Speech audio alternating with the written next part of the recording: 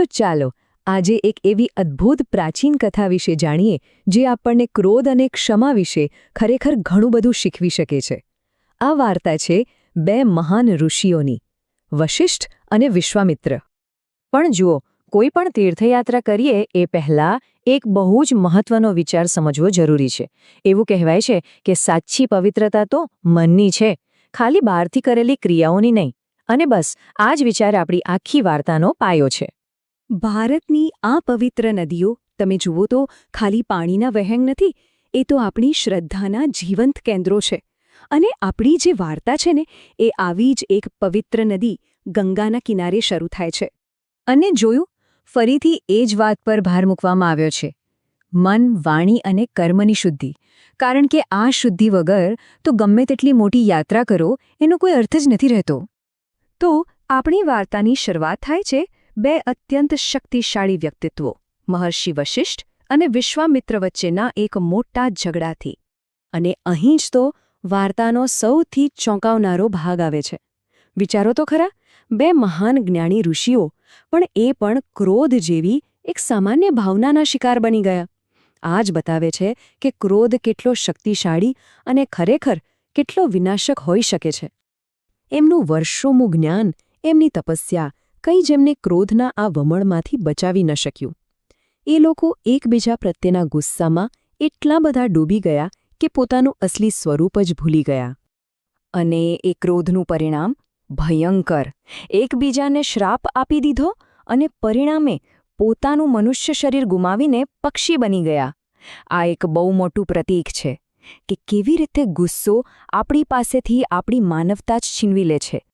એમાંથી એક ઋષિ બન્યા બગલો, જે આમ તો શાંતિથી નદી કિનારે ઊભો રહે, પણ શું એમના મનમાં ખરેખર શાંતિ હતી?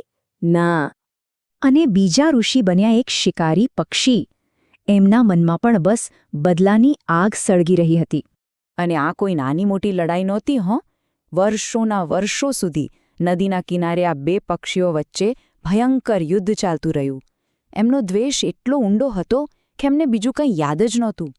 અહીંયા આપણે સ્પષ્ટપણે જોઈ શકીએ છીએ કેવી રીતે એક નાનકડો મતભેદ ગુસ્સાને કારણે શ્રાપમાં બદલાયો, પછી એ પરિવર્તન લાવ્યો અને અંતે એ ક્યારેય ન પૂરા થતા યુદ્ધમાં ફેરવાઈ ગયો.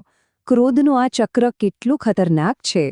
જ્યારે એવું લાગતું હતું કે હવે આ લડાઈનો કોઈ અંત જ નથી, ત્યારે સૃષ્ટિના રચયિતા બ્રહ્માજી પોતે ત્યાં પ્રગટ થયા. આ વિનાશક યુદ્ધને રોકવા માટે એમણે વચ્ચે પડવું પડ્યું. બ્રહ્માજીએ કોઈ લાંબો પહોળો ઉપદેશ ન આપ્યો. એમણે બસ એકદમ સરળ શબ્દોમાં કહ્યું, ક્રોધ અને દ્વેષ તમારા જેવા સાધુઓને શોભે નહીં. અને બસ આટલા શબ્દો જ એમને પોતાનું સાચું ભાન કરાવવા માટે પૂરતા હતા. બ્રહ્માજીના શબ્દો સાંભળતા જ બંને ઋષિઓને પોતાની ભૂલ સમજાઈ. એમને પસ્તાવો થયો. એમણે સાચા હૃદયથી પ્રાર્થના કરી.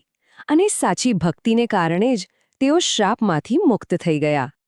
અને કમાલ તો જુઓ, એ લોકો ખાલી ફરીથી ઋષિ જ ન બન્યા, પણ એમની વચ્ચેની જે કટ્ટર દુશ્મની હતી એ પણ ખતમ થઈ ગઈ. જે એકબીજાના જીવના દુશ્મન હતા એ હવે પાક્કા મિત્રો બની ગયા હતા.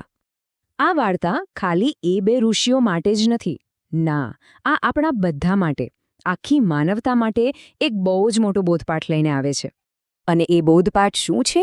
મુક્તિનો સાચો માર્ગ. અને માર્ગ ક્યાંથી મળે? ક્રોધ, અહંકાર અને દ્વેષને છોડી દેવાથી અને ભગવાન પ્રત્યે નિસ્વાર્થ ભાવે ભક્તિ કરવાથી. કારણ કે સાચી વાત તો એ છે કે જ્યારે આપણે આ બધી નકારાત્મક લાગણીઓમાંથી આઝાદ થઈએ છીએ, ત્યારે જ આપણે જીવનના સાચા બંધનોમાંથી પણ મુક્ત થઈ શકીએ છીએ.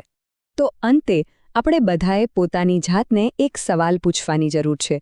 આપણા પોતાના જીવનમાં આવું પક્ષીઓનું યુદ્ધ ક્યાં ચાલી રહ્યું છે?